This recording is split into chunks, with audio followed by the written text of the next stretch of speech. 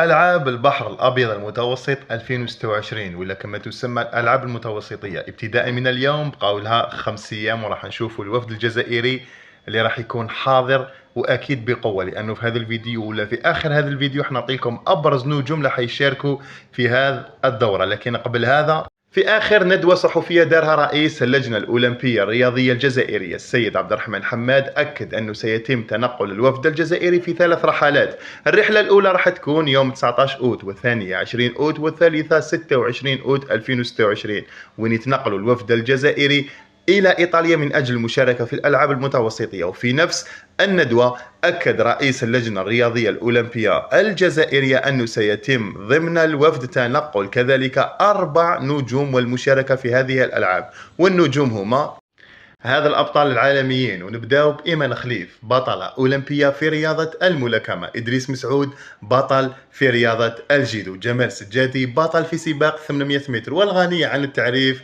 كيليان مور بطلة في تخصصها في رياضة الجمباز. هذا هو الوفد الجزائري، وهذا هم النجوم الجزائر اللي حيكونوا حاضرين في ألعاب البحر الأبيض المتوسط، واحنا ما علينا غير نتمنوا لهم التوفيق.